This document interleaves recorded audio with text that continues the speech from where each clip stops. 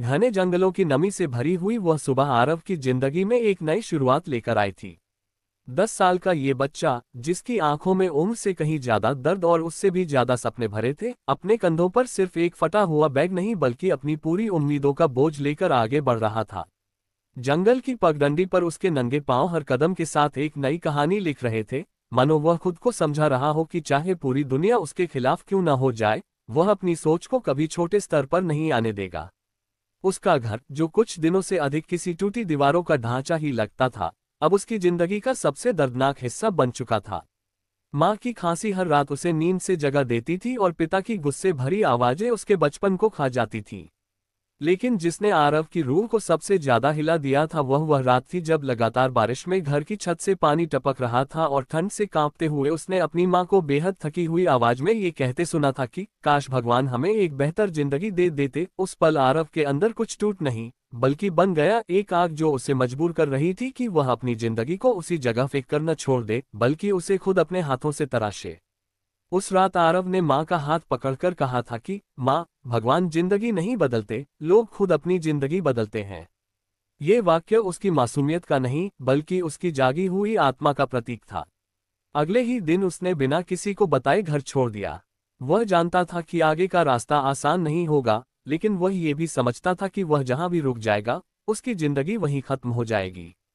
चलते चलते जब उसे पुराने बरगद के पेड़ के नीचे बैठे साधु मिले, तो आरव ने पहली बार किसी के सामने अपनी पूरी कहानी खोल दी। अपनी गरीबी, पिता की हालत, माँ की बीमारी और अपनी इच्छा कि वह ये सब बदलना चाहता है। साधु ने उसकी आंखों में झांककर कहा था, बेटा, जिंदगी बदलना चाहते हो तो पहले सोच बदलो। सोच बदलते ही रास्ते बदल जाते हैं। और फिर उन्होंने 3 उंगलियां उठाकर कहा था कि सोच 3 चीजों से बनती है, तुम खुद को क्या मानते हो, तुम क्या मानते हो और तुम क्या सुनते हो। साधु ने आरव को एक पुरानी डायरी दी और कहा कि इसमें रोज लिखना कि तू क्या बनना चाहता है। ये डायरी मात्र कागज नहीं थी, यह आरव की नई सोच का जन्मस्थान थी। जब वह जंगल पार करके शहर पहुंचा, तो सब कुछ उसे बड़ा, तेज और डरावना लगा। लेकिन उसने किसी के आगे हाथ फैलाने के बजाय खुद पर विश्वास करके ढाबे वाले चाचा से काम मांगा। चाचा ने पहले तो उसे संदेह से देखा, फिर कहा, बर्तन साफ कर दिया कर, खाना दे दूंगा। ये ऑफर भले ही किसी और को छोटा लगता, लेकिन आरव के लिए ये दुनिया का पहला मौका था। रात में जब पूरा ढाबा शांत हो जाता, वो पीछे की ओर बैठकर अपनी डायरी में लिखता, मैं पढ़ूंगा, मैं कुछ बड़ा बनूंगा, मैं अपनी माँ का इलाज कराऊंगा, मैं अपनी सोच को कभी छोटा नहीं होने दूंगा। धीरे धीरे उसकी सोच में एक नई ऊर्जा आने लगी। वह सिर्फ बर्तन नहीं धो रहा था, बल्कि अपनी जिंदगी को चमका रहा था। वह सिर्फ खाना नहीं खा रहा था, बल्कि सपनों को खिला रहा था। वह सिर्फ काम नहीं कर रहा था, बल्कि अपने भीतर जमे डर और गरीबी को हर दिन थोड़ा थोड़ा हरा रहा था। हर रात उसकी डायरी का एक एक शब्द उसकी आत्मा में इतना गहरा उतर रहा था कि उसके भीतर एक अविश्वसनीय परिवर्तन शुरू हो चुका था। उसे अब अपने भविष्य से डर नहीं लगता था, उसे सिर्फ इंतजार था अपने बेहतर कल का। और वह जानता था कि यह कल उसे कहीं बाहर नहीं मिलेगा, उसे खुद अपने पैरों से चलकर उसे बनाना होगा। जंगल से शुरू हुआ ये सफर अब उसके भीतर एक ऐसी लौ जगा चुका था जो किसी भी तूफान से बुझने वाली नहीं थी। वह समझ चुका था कि सोच बदलते ही इंसान के भीतर वह रोशनी जलती है जो अंधेरी से अंधेरी जिंदगी में भी रास्ता दिखा देती है। उसी रोशनी को पकड़कर आरव आगे बढ़ रहा था, धीरे धीरे, लेकिन उस यकीन के साथ जिसकी ताकत पहाड़ों को भी हिला सकती है। ढाबे में काम करते हुए कुछ ही हफ्ते बीत पाए थे कि आरव ने महसूस किया कि शहर का जीवन जंगल से बिल्कुल अलग है। यहाँ हर कोई भाग रहा था, हर कोई कुछ पाने की कोशिश में था, लेकिन हर किसी की आंखों में एक डर भी था, हार जाने का डर, रुक जाने का डर। और आरव इस माहौल को बहुत ध्यान से देखता था, क्योंकि वह समझ रहा था कि जिंदगी वही लोगों को आगे बढ़ाती है जो दूसरों को देखकर नहीं, खुद को देखकर सीखते हैं। ढाबे पर काम करते करते उसने ये भी नोटिस किया कि वहां आने वाले लोग अलग अलग तरह के थे, कुछ गरीब, कुछ अमीर, कुछ दुखी, कुछ खुश, कुछ थके हुए, कुछ हताश, लेकिन हर किसी के चेहरे पर जीवन की कोई न कोई कहानी लिखी हुई थी। आरव हर रोज अपने आसपास की इन कहानियों को अपने अनुभवों में जोड़ता जा रहा था और धीरे धीरे उसकी समझ, उसकी सोच, उसकी दुनिया देखने का दृष्टिकोण और भी तेज हो रहा था। एक दिन ढाबे पर एक बहुत साफ सुथरा, समझदार सा दिखने वाला आदमी आया, जिसने आरव को बर्तन धोते हुए देखकर कहा, तुम्हारी उम्र क्या है? आरव ने बिना रुके जवाब दिया, 10 साल। आदमी मुस्कुराया और बोला, और तुम यहाँ काम क्यों कर रहे हो? स्कूल क्यों नहीं जा रहे? उस आदमी ने शायद ये साधारण सा सवाल पूछा होगा, लेकिन वह सवाल आरव के दिल में किसी चिंगारी की तरह गिरा। आरव ने पहली बार अपने दिल में एक दर्द महसूस किया। उसकी उम्र के बच्चे स्कूल जाते हैं, किताबें पढ़ते हैं, हंसते हैं, खेलते हैं, लेकिन वह थाली साफ कर रहा था। यही सोचकर उसकी आंखें भर आईं, लेकिन उसने उन्हें जाहिर नहीं होने दिया। उसने बस इतना कहा, एक दिन मैं भी पढ़ूंगा। उस आदमी ने अपनी जेब से एक छोटा सा नोटबुक निकाला और कहा, जब पढ़ना शुरू करना तो किसी को बताना नहीं, सीधे अपने सपने को बताना। ये वाक्य आरव के दिल में घर कर गया। उसी रात उसने अपनी डायरी में लिखा, मैं पढ़ूंगा, किसी भी हालत में पढ़ूंगा। ढाबे वाले चाचा ने रात में उसे यूं लिखते देखा तो पूछा, क्या लिख रहा है? आरव बोला, अपनी जिंदगी। चाचा ने हंसते हुए कहा, जिंदगी लिखने से नहीं बदलती बेटा, मेहनत करने से बदलती है। आरव ने मुस्कुराकर जवाब दिया, मेहनत मैं कर रहा हूं चाचा, पर सोच मैं बदल रहा हूं। चाचा उस रात पहली बार आरव को गर्व से देखने लगे। कुछ ही दिनों बाद एक और घटना ने आरव की जिंदगी की दिशा बदल दी। ढाबे पर एक बुजुर्ग आदमी आया जो बहुत कमजोर नजर आ रहा था। आरव ने उसे पानी दिया और पास की कुर्सी पर बैठने में मदद की। बूढ़े आदमी की आंखों में आंसू थे। उन्होंने कहा, बेटा, जिंदगी में दो तरह के लोग होते हैं, एक जो हालातों के आगे झुक जाते हैं और दूसरे जो हालातों को खुद के आगे झुकाते हैं। तुम कौन बनोगे? आरव ने बिना सोचे जवाब दिया, दूसरा वाला। बूढ़ा आदमी मुस्कुराया और बोला, यही सही जवाब है। गरीब होना गलत नहीं है, पर सोच गरीब होना सबसे बड़ी गलती है। ये सुनकर आरव के अंदर कुछ फिर से बदल गया। उसने अपने भीतर की एक और दीवार को टूटते हुए महसूस किया, जैसे किसी ने उसमें विश्वास भर दिया हो। वह रात उसके लिए सबसे प्रेरणादायक रातों में से एक बन गई। उसने डायरी में लिखा, मैं कभी भी अपनी सोच को गरीब नहीं होने दूंगा। समीप के एक स्कूल से गुजरते वक्त वह घंटी की आवाज सुनता और बच्चों की हंसी पढ़ाई की आवाज उसके दिल में एक कसक जगाती, लेकिन अब वह दुखी नहीं होता था, क्योंकि वह जानता था कि उसका समय भी आएगा। वह रोज ढाबे में थोड़ा थोड़ा पैसा बचाने लगा, चाहे जितना भी मुश्किल हो। कई दिनों तक भूखा रहकर भी उसने कुछ सिक्के बचाए, ताकि एक दिन वह खुद स्कूल में दाखिला ले सके। लेकिन जीवन हमेशा आसान नहीं होता। एक रात ढाबे में आग लग गई। बड़ा नुकसान हुआ। ढाबे वाले चाचा टूट गए। लेकिन हैरानी की बात यह थी कि चाचा से ज्यादा आरव टूट गया, क्योंकि वह जानता था कि अब उसका काम भी चला गया। अगले दिन सुबह उसने ढाबे वाले चाचा से कहा, चाचा, मैं आपके साथ हूं। हम फिर से ढाबा बनाएंगे।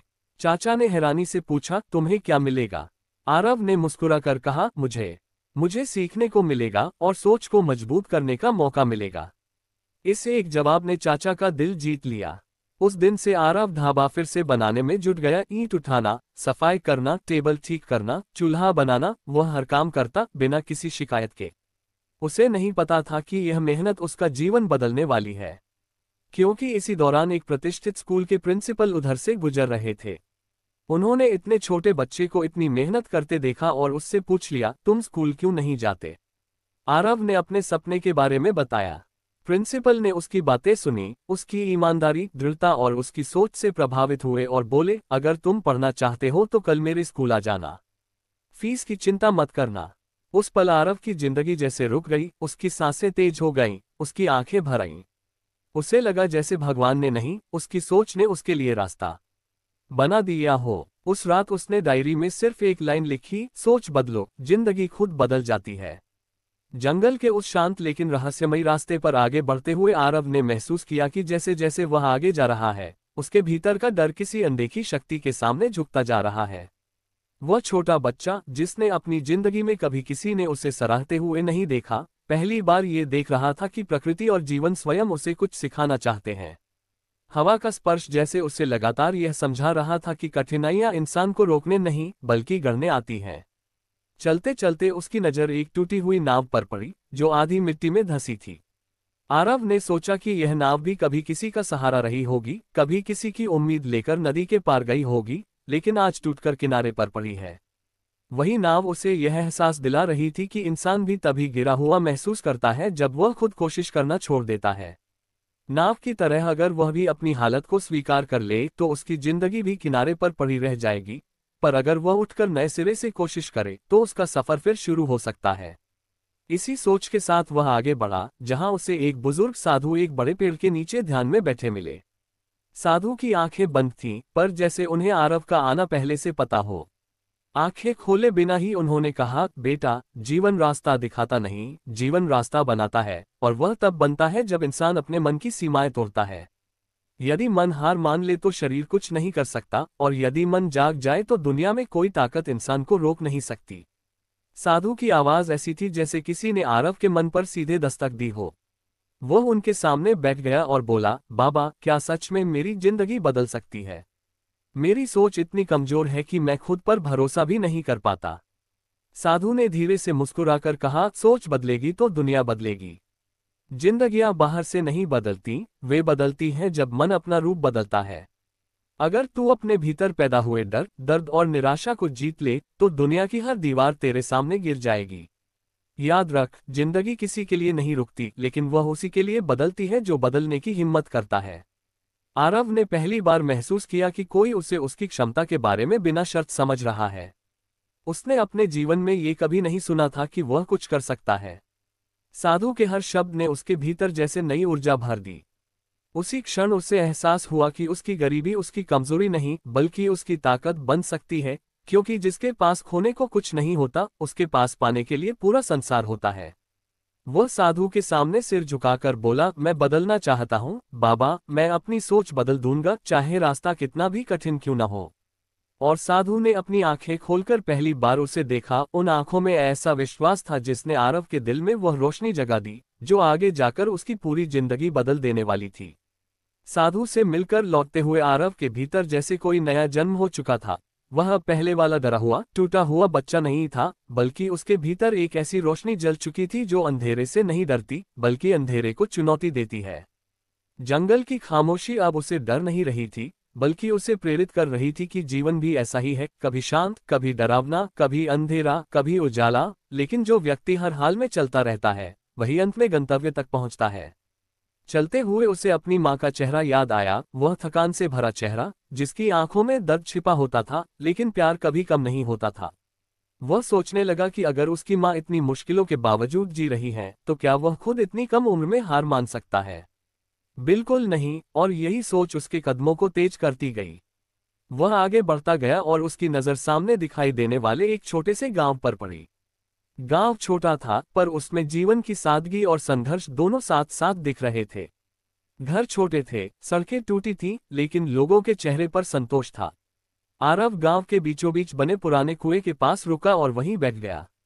वह सोच रहा था कि क्या वह यहाँ रुक सकता है, कोई छोटा काम कर सकता है और अपनी शिक्षा की ओर अगला कदम बढ़ा सकता है। तभी गांव के कुछ बच्चे वहां आए और उससे पूछने लगे कि वह कौन है। आरव ने सच सच अपना नाम, अपनी कहानी और अपनी इच्छा बताई कि वह पढ़ना चाहता है, बड़ा बनना चाहता है, अपनी माँ का इलाज कराना चाहता है और गरीबी की जंजीरों को तोड़कर दुनिया को दिखाना चाहता है कि इंसान अपनी सोच बदलकर सब कुछ बदल सकता है। बच्चों ने उसकी बातें सुनी और उनमें से एक लड़का, जिसका नाम रघु था, बोला, तू हमारे स्कूल चल, मास्टर जी अच्छे आदमी हैं, तुझे पढ़ने देंगे। ये सुनकर आरव के भीतर आशा की कली फिर से खिली। रघु उसे स्कूल लेकर गया, लेकिन स्कूल की हालत देखकर आरव के कदम रुक गए। छोटी सी बिल्डिंग, टूटी दीवारें, टीन का छप्पर और फर्श पर बैठकर पढ़ने वाले बच्चे, परंतु इस छोटे से स्कूल में जो चीज सबसे बड़ी थी, वह थी बच्चों की सीखने की चाहत और मास्टर जी के चेहरे पर चमकती सच्चाई। मास्टर जी, जिनका नाम श्याम सुंदर था, बच्चों को बहुत प्यार से पढ़ाते थे और अपनी गरीबी के बावजूद हर बच्चे को बराबर मानते थे। उन्होंने आरव की पूरी कहानी सुनी और उसके सिर पर हाथ रखते हुए कहा, बेटा, स्कूल बड़ा हो या छोटा, सीखने का इरादा बड़ा होना चाहिए। और मैं तेरी आंखों में वही इरादा देख रहा हूँ। आरव की आंखों में आंसू आ गए। किसी ने पहली बार उसे उसकी नियति से ऊपर उठकर देखा था, न कि उसकी गरीबी से। मास्टर जी ने उसे स्कूल में रहने की इजाजत दे दी और कहा कि वह बदले में स्कूल की सफाई, पानी भरने और बच्चों की सहायता कर सकता है। आरव ने ये खुशी से स्वीकार कर लिया, क्योंकि उसके लिए यह मौका सोने से भी कीमती था। उसी शाम मास्टर जी ने उसे एक पुरानी किताब दी जिसके पन्ने पीले थे, किनारों से फटे हुए थे, लेकिन उन पन्नों पर शब्दों के रूप में दुनिया बसती थी। जब उसने पहली बार वह किताब खोली तो उसकी आंखों में एक चमक आ गई। उसे महसूस हुआ कि वह सिर्फ अक्षर नहीं पढ़ रहा है, बल्कि वह एक नई दुनिया में कदम रख रहा है। एक ऐसी दुनिया जहां गरीबी की कोई सीमा नहीं थी, जहां सपनों पर ताले नहीं थे, जहां मेहनत इंसान को राजा बना सकती थी। वह रात भर पढ़ता रहा, किताब के हर अक्षर को ऐसे पीता रहा जैसे वह उसकी आत्मा की प्यास मिटा रहे हों। अगली सुबह जब वह उठा तो वह पहले से कहीं ज्यादा मजबूत महसूस कर रहा था। उसकी सोच, उसका विश्वास और उसकी दिशा तीनों बदल चुके थे। वह समझ चुका था कि ज्ञान ही वह चाबी है जो ताले तोड़ सकती है, और मेहनत वह चाबी है जो दरवाजे खोल सकती है। धीरे धीरे गांव के लोग भी आरव को पसंद करने लगे। वे उससे बातें करते, उसे छोटा मोटा काम देते और बदले में कुछ पैसे दे देते। वह उन पैसों को बहुत संभाल कर रखता, जैसे वे पैसे कभी उसकी मां के इलाज के लिए रास्ता बनेंगे। स्कूल में उसकी मेहनत और तेजी से सीखने की क्षमता देखकर बच्चे भी उसे आदर की नजर से देखते। धीरे धीरे वह गांव में शहर वाला समझदार लड़का के नाम से जाने लगा। कई बार मास्टर जी उसे प्रेरित करते हुए कहते, बेटा, जिंदगी में दो चीजें कभी मत छोड़ना, मेहनत और उम्मीद। मेहनत इंसान को मंजिल तक पहुंचाती है और उम्मीद उसे रास्ते में गिरने नहीं देती। आरव इन शब्दों को दिल में खोद लेता और हर सुबह उन्हें दोहराता। एक दिन गांव में एक बड़ा आयोजन था, ज्ञान दिवस। स्कूल ने निर्णय लिया कि बच्चों को बोलने का मौका दिया जाएगा। मास्टर जी ने आरव को बुलाया और कहा, तुम भी बोलना, अपनी कहानी बताना, अपनी सोच बताना, दुनिया को समझाओ कि इंसान अपनी सोच बदलकर जिंदगी कैसे बदल सकता है। आरव के दिल में डर था, पर मास्टर जी की आंखों में विश्वास देखकर उसने हामी भर दी। जब मंच पर जाने का समय आया तो उसका दिल जोर जोर से धड़क रहा था। सैकड़ों लोगों के सामने बोलना उसके लिए किसी पहाड़ से कम नहीं था, लेकिन जैसे ही उसने बोलना शुरू किया, उसकी आवाज में एक ऐसी ताकत आ गई जो किसी तूफान की तरह भीड़ को खामोश कर देती। उसने अपनी गरीबी, अपनी संघर्ष भरी रातों, अपनी मां की बीमारी, अपने बिखरे हुए घर, अपनी यात्राओं और साधु के शब्दों के बारे में बताया। उसने कहा, अगर मैं अपनी सोच न बदलता तो आज भी कहीं सड़क पर गिरा होता। पर मैंने एक बात समझ ली, जब इंसान सोच बदलता है तो किस्मत खुद उससे मिलने दौड़कर आती है। भीड़ में बैठे लोग उसकी बातों से इतने प्रभावित हुए कि पूरा गांव तालियों से गूंज उठा। उसी क्षण उसे एहसास हुआ कि उसका जीवन सिर्फ उसका नहीं है, वो उन अनगिनत बच्चों का प्रतिनिधि है जो गरीबी में जन्म लेते हैं पर सपनों में राजाओं से भी बड़े होते हैं। उस दिन से आरव गांव के लिए सिर्फ एक बच्चा नहीं रहा, बल्कि उम्मीद का प्रतीक बन गया। एक ऐसा प्रतीक जो लोगों को याद दिलाता था कि इंसान का छोटा होना समस्या नहीं है, उसकी सोच का छोटा होना सबसे बड़ी समस्या है। साधु से मिलकर लौटते हुए आरव के भीतर जैसे कोई नया जन्म हो चुका था। वह पहले वाला डरा हुआ, टूटा हुआ बच्चा नहीं था, बल्कि उसके भीतर एक ऐसी रोशनी जल चुकी थी जो अंधेरे से नहीं डरती, बल्कि अंधेरे को चुनौती देती है। जंगल की खामोशी अब उसे डर नहीं रही थी, बल्कि उसे प्रेरित कर रही थी कि जीवन भी ऐसा ही है, कभी शांत, कभी डरावना, कभी अंधेरा, कभी उजाला, लेकिन जो व्यक्ति हर हाल में चलता रहता है वही अंत में गंतव्य तक पहुंचता है। चलते हुए उसे अपनी मां का चेहरा याद आया, वह थकान से भरा चेहरा, जिसकी आंखों में दर्द छिपा होता था, लेकिन प्यार कभी कम नहीं होता था। वह सोचने लगा कि अगर उसकी मां इतनी मुश्किलों के बावजूद जी रही है तो क्या वह खुद इतनी कम उम्र में हार मान सकता है? बिल्कुल नहीं, और यही सोच उसके कदमों को तेज करती गई। वह आगे बढ़ता गया और उसकी नजर सामने दिखाई देने वाले एक छोटे से गांव पर पड़ी। गांव छोटा था, पर उसमें जीवन की सादगी और संघर्ष दोनों साथ साथ दिख रहे थे। घर छोटे थे, सड़कें टूटी थीं, लेकिन लोगों के चेहरे पर संतोष था। आरव गांव के बीचों बीच बने पुराने कुएं के पास रुका और वहीं बैठ गया। वह सोच रहा था कि क्या वह यहाँ रुक सकता है, कोई छोटा काम कर सकता है और अपनी शिक्षा की ओर अगला कदम बढ़ा सकता है। तभी गांव के कुछ बच्चे वहां आए और उससे पूछने लगे कि वह कौन है। आरव ने सच सच अपना नाम, अपनी कहानी और अपनी इच्छा बताई कि वह पढ़ना चाहता है, बड़ा बनना चाहता है, अपनी मां का इलाज कराना चाहता है और गरीबी की जंजीरों को तोड़कर दुनिया को दिखाना चाहता है कि इंसान अपनी सोच बदलकर सब कुछ बदल सकता है। बच्चों ने उसकी बातें सुनी और उनमें से एक लड़का, जिसका नाम रघु था, बोला, तू हमारे स्कूल चल, मास्टर जी अच्छे आदमी हैं, तुझे पढ़ने देंगे। ये सुनकर आरव के भीतर आशा की कली फिर से खिली। रघु उसे स्कूल लेकर गया, लेकिन स्कूल की हालत देखकर आरव के कदम रुक गए। छोटी सी बिल्डिंग, टूटी दीवारें, टीन का छप्पर और फर्श पर बैठकर पढ़ने वाले बच्चे, परंतु इस छोटे से स्कूल में जो चीज सबसे बड़ी थी वह थी बच्चों की सीखने की चाहत और मास्टर जी के चेहरे पर चमकती सच्चाई। मास्टर जी, जिनका नाम श्याम सुंदर था, बच्चों को बहुत प्यार से पढ़ाते थे और अपनी गरीबी के बावजूद हर बच्चे को बराबर मानते थे। उन्होंने आरव की पूरी कहानी सुनी और उसके सिर पर हाथ रखते हुए कहा, बेटा, स्कूल बड़ा हो या छोटा, सीखने का इरादा बड़ा होना चाहिए। और मैं तेरी आंखों में वही इरादा देख रहा हूँ। आरव की आंखों में आंसू आ गए। किसी ने पहली बार उसे उसकी नियति से ऊपर उठकर देखा था, न कि उसकी गरीबी से। मास्टर जी ने उसे स्कूल में रहने की इजाजत दे दी और कहा कि वह बदले में स्कूल की सफाई, पानी भरने और बच्चों की सहायता कर सकता है। आरव ने ये खुशी से स्वीकार कर लिया क्योंकि उसके लिए यह मौका सोने से भी कीमती था।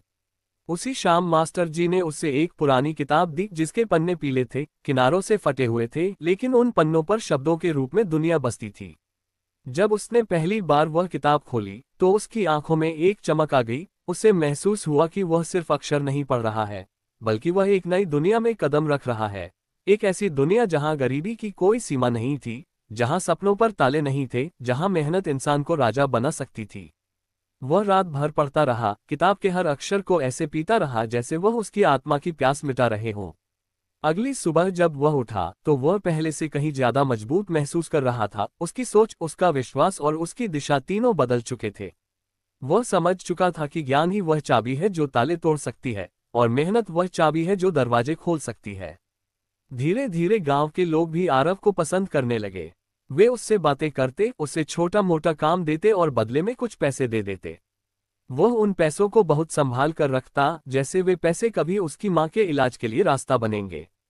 स्कूल में उसकी मेहनत और तेजी से सीखने की क्षमता देखकर बच्चे भी उसे आदर की नजर से देखते। धीरे धीरे वह गांव में शहर वाला समझदार लड़का के नाम से जाने लगा।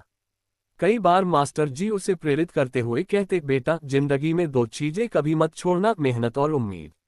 मेहनत इंसान को मंजिल तक पहुंचाती है और उम्मीद उसे रास्ते में गिरने नहीं देती।